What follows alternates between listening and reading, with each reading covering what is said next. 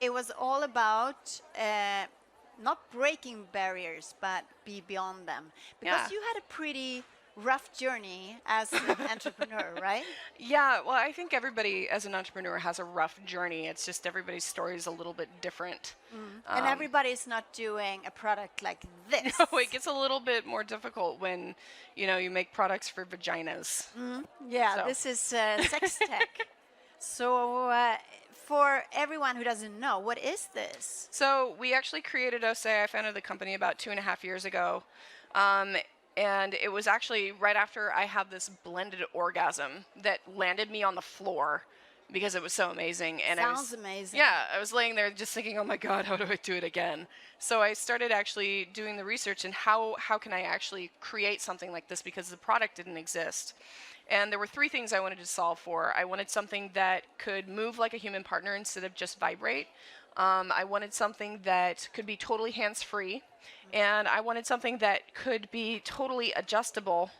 Oh my God, I didn't understand that. That you could get it to fit you. Ah. And I wanted it to be able to be designed so that it could fit most people.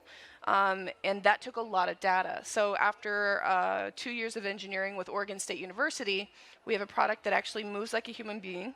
And it mimics the motion of a human mouth and tongue and the sensations. And you can actually fit it. We actually do fit sessions for everyone that buys one. If you're having trouble getting it to fit you just right, you can actually do a video session. You don't have to do it right then, but you can talk. We'll talk you through it, how to get it to fit you just right, so that it's hands-free and that it hits you in all the right pleasure points. Ah, okay.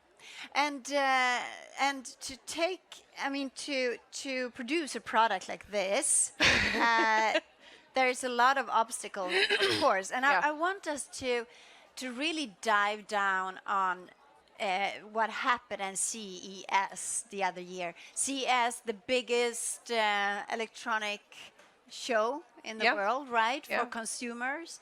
And Lora, you had won this award, actually, from the CES for this product. But when you get there, something happens. And I know you told this story so many times, but I always a really fun one. want to dig down on the details now. This is interesting. Because what happened? So this is before they give you the award far before the show even starts. So this was about 3 or 4 months before CES in January, and they told us you won an award. And then a month later, while we were trying to get exhibitor space on the floor, because you have to be an exhibitor to be in the showcase, they told us you can't be here because you're an adult product. And we went, that's silly. You have sex products for men. And we won an award. So why shouldn't we be on the floor? And they just kind of went quiet for like 3 days. And finally we get an email from them and stating that this has become a bigger conversation. It's gone up the chain of administrators, and we are taking away your award because we find your product and company to be obscene and profane and immoral. And I was like, my vagina's immoral? I didn't know that. I thought that female sexuality was sacred. Like, what's going on here? And but wait a minute. When you get this email, you are at the fair at CES. No, this is before the show. Okay. So they do all of the planning way before. Yeah. And they keep it under embargo, so you can't tell anybody you got the award for a couple of months, and then you go to the show. So they thought they could just take it away, and nobody would say anything. Do I look like I was about not to say anything? No. So we actually gathered up all of those emails, and we put together a press package, and we released it to the press the day before CES, the CES show. So and, this was and we completely obliterate. Nobody talked about CES unless it had to do with Lora DiCarlo that whole time. I know. I know. It was all over. But it was kind of...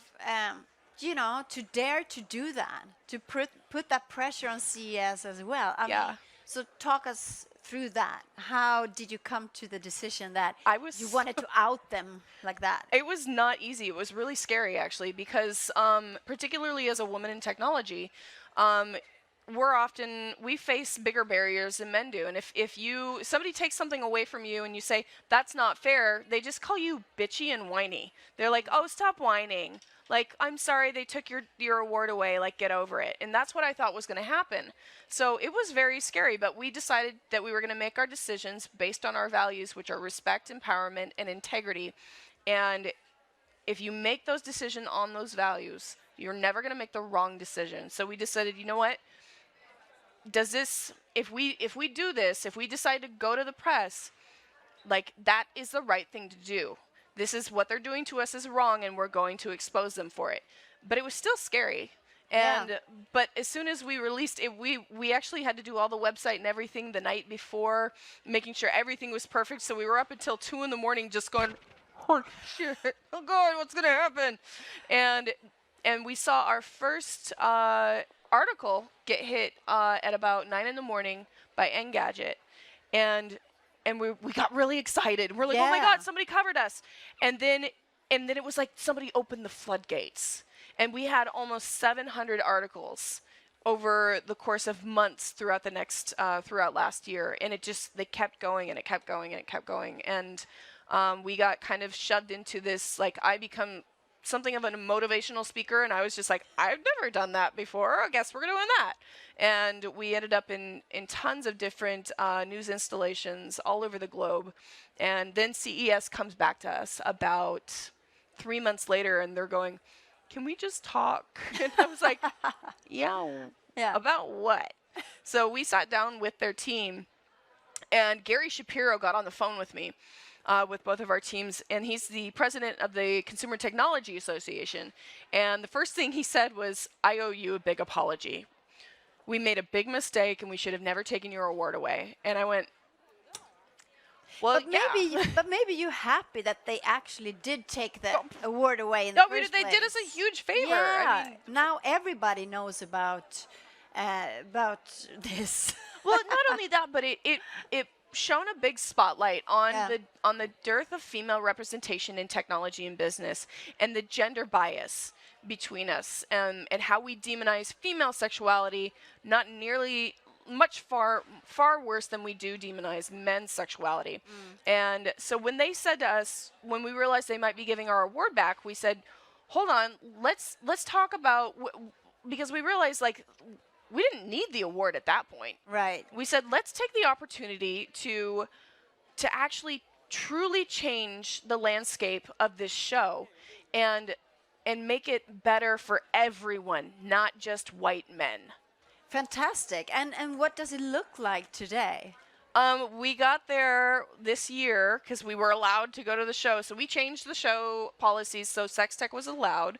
And so we got to a show that pretty much we kind of view all technology, whether it's sex tech or not, if you're doing something that's solving a problem, that truly is innovative, it is respectfully done, it's done in good taste, and it doesn't demoralize human bodies or objectify women, then it should be at the show.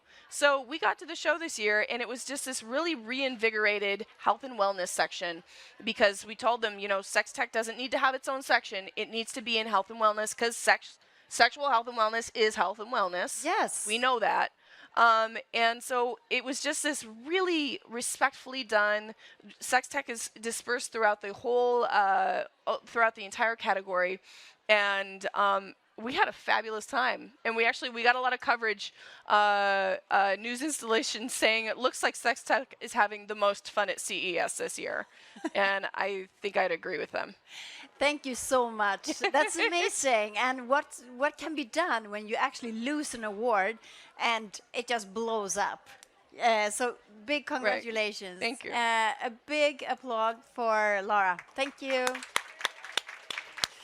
Thank you. And we're going to change guests now because I have another guest. So thank you so much, Lora. Thank you. Do you want to have your tea with you? My tea because you're to heal your throat a little bit.